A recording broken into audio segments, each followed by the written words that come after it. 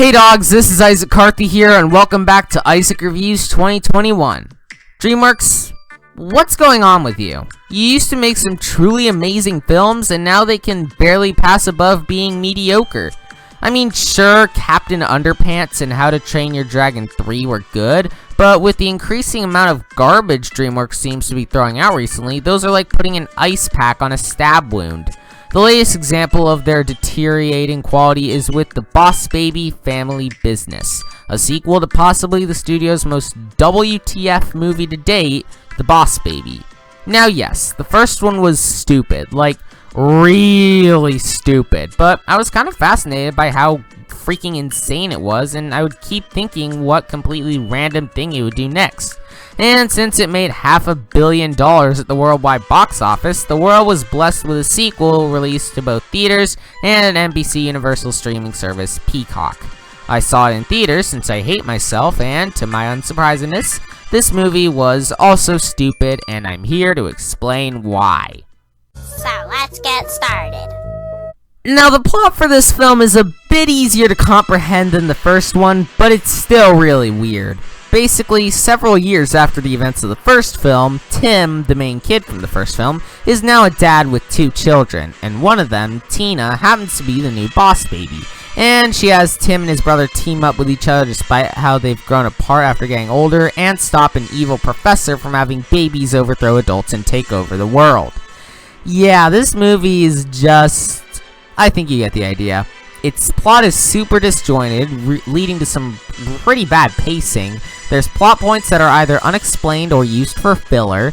It's filled with cliches. There's characters who are either completely pointless, and if you cut them out, you wouldn't be missing anything, annoying, or a combination of the two.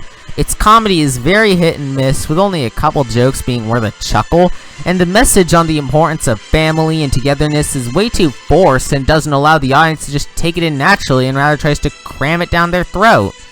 But despite this movie's faults, it does at least have some redeeming qualities. Firstly, the animation. Yeah, it isn't great since the environments are pretty boring, and the movie can't seem to decide whether or not it wants to be down to earth or fast paced and zany. But the character designs are serviceable, and the overall animation is pretty decent for the standards of an $82 million budget, which is relatively cheaper than the first Boss Baby's $150 million budget, possibly being the reason as to why it was weaker overall. But the other main positive that this movie has is the voice acting is pretty solid, especially Jeff Goldblum just being himself and being able to make it work for his character. And the other actors admittedly give good performances, although I don't understand why they couldn't have gotten the original voice of young Tim to do a reprise while the character turns back into a child. But then again, it's pretty hard to understand these movies, so I digress. In conclusion, The Boss Baby Family Business is an annoying, tiresome waste of 107 minutes that does have some okay animation and solid acting, but that can't save the terrible writing, weak pacing, unenjoyable characters, and forced message.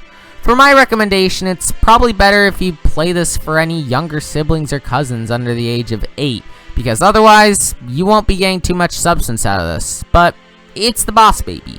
So were you really expecting anything truly of substance? Probably not. Yep, it's that time again. Time where I rate the movie. Alright, let's rate the movie.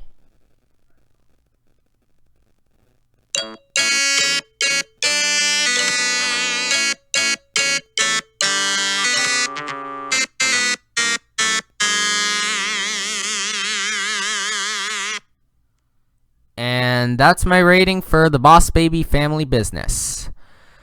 Join me next time when we actually review something that looks good with Black Widow. I'm hoping it'll be good since the trailers look promising, and plus Black Widow / Natasha is easily one of the hottest Avengers, like basically tied with Scarlet Witch. So I'd say I'm looking forward to Black Widow. I mean, all of the upcoming movies that I'm scheduling to review do look pretty good, with the next truly awful looking movie coming out being Paw Patrol the movie in August. But I'm preparing to give it the Emoji Movie treatment when its time comes around, so do look forward to that. Or don't. Anyways, that's all for this episode of Isaac Reviews 2021. Thank you all for watching. Please subscribe to my channel if you want more content similar to this, and I'll be seeing you all later. Bye!